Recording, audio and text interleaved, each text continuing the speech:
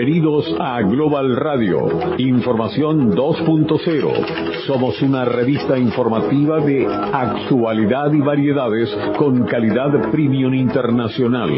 Escúchanos todas las tardes en directo también por www.éxtasis977fm.com, por éxtasis977.caster.fm y en este dial 97.7 FM, Éxtasis, la radio feliz.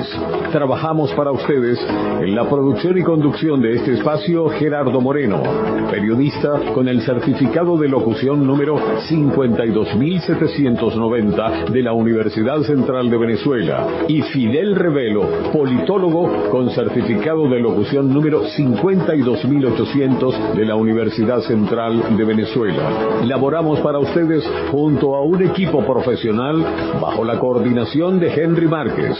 En los controles de cabina, Josué González. En la dirección, Noel Acevedo. Todos bajo la presidencia en la cadena radial de Venezuela de José Luis Rincón. Estás escuchando Global Radio.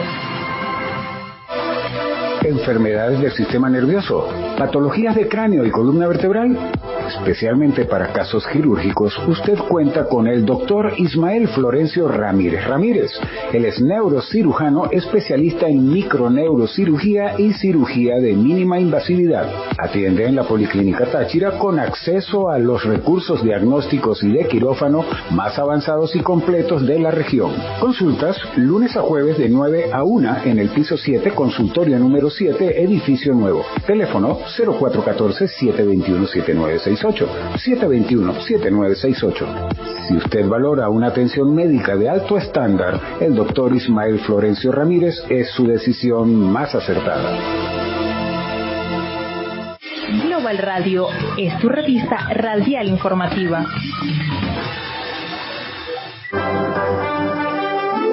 La entrevista del día.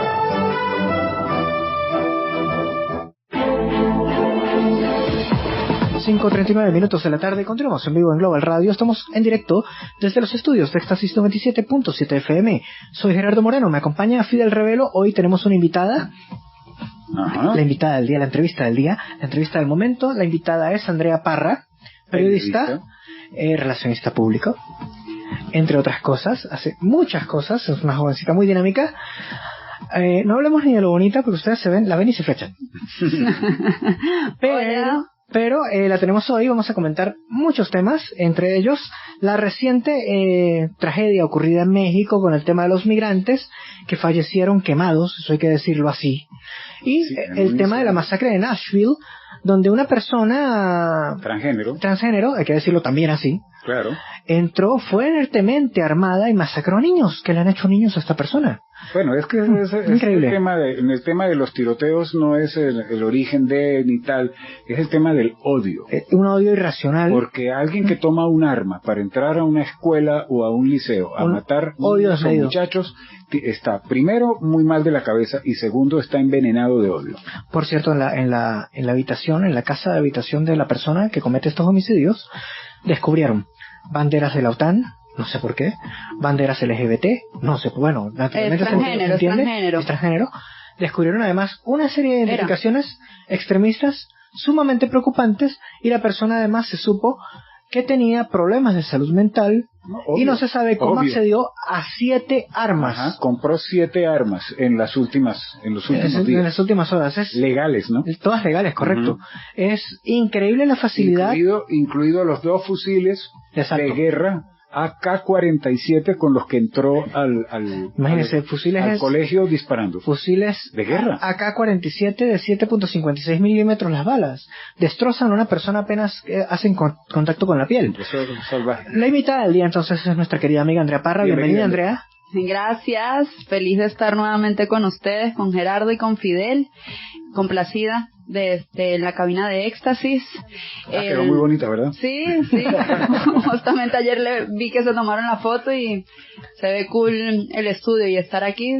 Espectacular cómo quedó todo. Gracias por el tiempo, por estar aquí. ¿Te parece si escuchamos el material que tenemos preparado para empezar la entrevista? Sí, claro. Un reporte sobre lo ocurrido en México.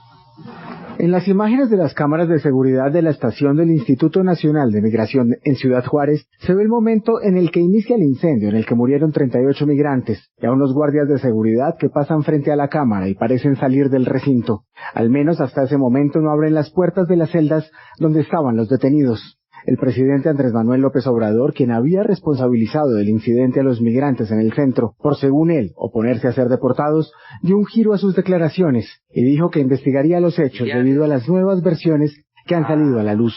Se están haciendo todas las investigaciones para conocer lo que realmente sucedió. Una información preliminar, pero queremos tener todos los elementos para informar, si es posible hoy mismo, informar sobre lo que sucedió en la versión de el gobierno que represento.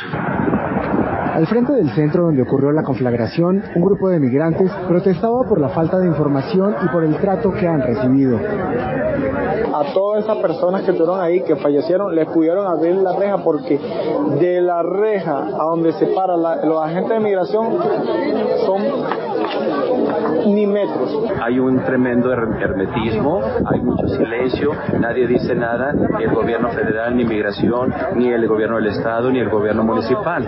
En medio de la oleada migratoria que enfrenta México, el embajador de Estados Unidos en este país, Ken Salazar, dijo que la tragedia era un recordatorio para los gobiernos de la región de la importancia de arreglar un sistema migratorio que no funciona y los riesgos de la migración irregular.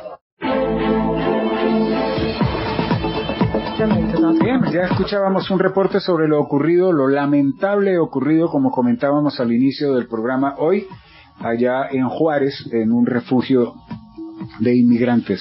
Andrea Parra, periodista, se encuentra con nosotros. Cuéntanos, Andrea, ¿cómo ves tú este asunto ocurrido allá en una protesta interna? Los migrantes que se les informó iban a ser deportados deciden protestar, incendian cosas dentro del lugar, los guardias no abren las puertas, salen corriendo y huyen del incendio y dejan a la gente encerrada. Muy lamentable. Esa es la versión que está... Esa es la versión real. Esa es la versión real. Sí. La soportan los videos de seguridad. Sí, sí. Claro, no, claro que se soporta con evidencia. Bueno, ahí no he visto si ahí dentro de los refugiados que comienzan, sí sé que la policía no hizo nada, que no quisieron atenderlos y allí pues se ve una negligencia por parte de ellos. Sin embargo, yo tengo dudas porque no he visto si hay un video dentro de que ellos inician la protesta. Creo que México pasa por una situación compleja con el tema de los inmigrantes al ser un lugar de paso para Estados Unidos. Muy lamentable lo que ocurre. Y bueno, en evidencia queda la negligencia por parte de la policía. Hay una actuación dolosa de la policía en este caso. Hablamos de primero negligencia, una actuación claramente criminal, porque primero han debido asistir a los reos, evacuarlos del sitio, y la policía lo que hizo fue absolutamente todo lo contrario a eso. Ellos simplemente prefirieron dejarlos encerrados y huir. Mire, usted no puede huir de un incendio sabiendo que hay detenidos en custodia.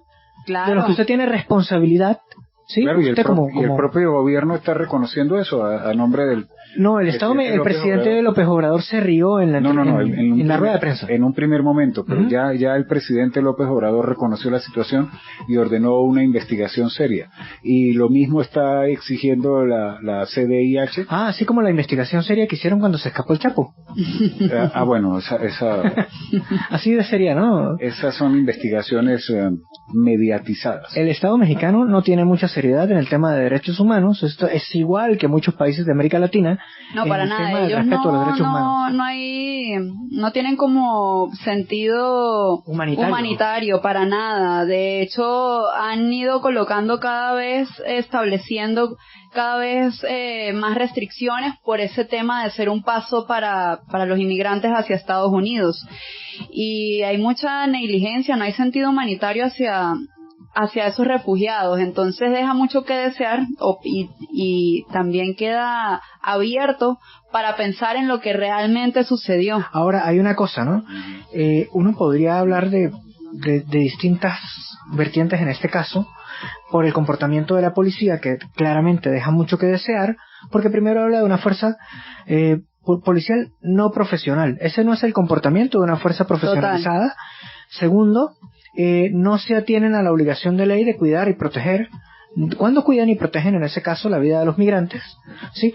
Que no han cometido delitos. Su único delito en tal caso fue intentar pasar a Estados Unidos, no cumplían con los recaudos de ley para ingresar al territorio estadounidense, son devueltos a México. ¿Y por qué los mantienen encerrados en las condiciones en las que los mantienen cuando son seres humanos, repito, que tienen derechos incluso consagrados dentro de la propia Constitución de México, indistintamente de que sean o no migrantes? Esas son las cosas. Muy duro. Claro, hay exigencias por parte de los Estados Unidos a México para tratar de frenar todo este proceso migratorio de latinoamericanos que circulan por México, que circulan por Centroamérica y que van a entrar a Estados Unidos y a Canadá vía México. Si no tuviéramos en América Latina este club de gobiernos que se han encargado de arruinar la vida de sus propios ciudadanos, no estaría creando pobreza a una escala sin precedentes nunca vista. Claro, esa es la raíz exactamente, esa es la raíz ese es el fondo del problema y de la situación de los migrantes, al igual que como ocurre en Europa, la cantidad de gente que ha estado migrando de Ucrania y de otras partes de Ucrania es por un tema de guerra, sí, por salvaguardar su vida. Y también se puede decir lo mismo en el caso de la migración venezolana. Los venezolanos, como no encuentran aquí el sustento, pues tienen que ir a buscarlo en otra parte, pero se exponen a una cantidad de riesgos. ¿Por qué? Porque no tienen, al ser migrantes, no tienen las protecciones legales que sí les da la ley en su país, pero que carecen de ella al estar en el extranjero. Desconocen muchas veces los lugares a donde van y muchas veces se van sin recursos. Hemos visto gente que sale del país con una maleta, con un bolso, la vida en un bolso. Y esto es absolutamente triste, y esta es una realidad que tiene que ser atendida no solo por Venezuela sino por todos los gobiernos de América Latina. Pero sí, principalmente debe ser atendida por todos los gobiernos, porque está afectando a la estabilidad del continente. Exactamente, y muy lamentable. Ojo, que hablamos de la segunda mayor migración en el mundo después de la migración ucraniana, sin haber tenido una guerra nosotros, ¿no? Que eso es lo más triste. Hasta que comenzó la migración ucraniana, la venezolana era la más grande. Era la más grande, ocupaba el lugar número 1. También pasó algo terrible esta semana. Este es uno de los hechos escabrosos que venimos a contar acá, pero hay otro que se lleva el título esta semana, el número 1 del lugar, el tiroteo del cuadro de honor, y es el tiroteo infame de Nashville, que fue efectuado por una persona que no estaba muy equilibrada mentalmente. Vamos a escuchar el material que tenemos aquí. La policía de la ciudad estadounidense de Nashville, en el estado de Tennessee, difundió el lunes imágenes del autor de un tiroteo que dejó 6 muertos en un colegio privado. Las autoridades identificaron al agresor como Audrey Hale, de 28 años, quien fue abatido en el lugar.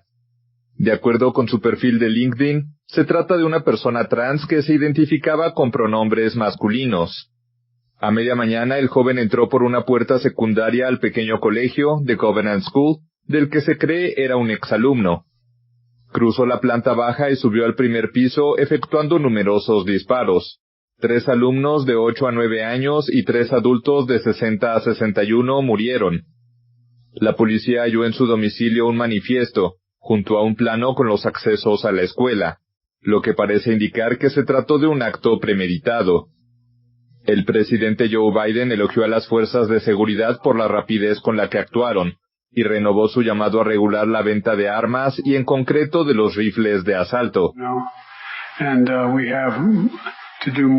Tenemos que hacer más para detener la violencia de armas. Está destruyendo a nuestras comunidades, al alma de nuestra nación. Tenemos que hacer más para proteger nuestras escuelas y que no se conviertan en prisiones. El atacante en esta situación tenía 2 rifles de asalto y una pistola, 2 AK-47. Pido nuevamente al Congreso aprobar prohibiciones a las armas de asalto. Es tiempo de que comencemos a hacer más progreso.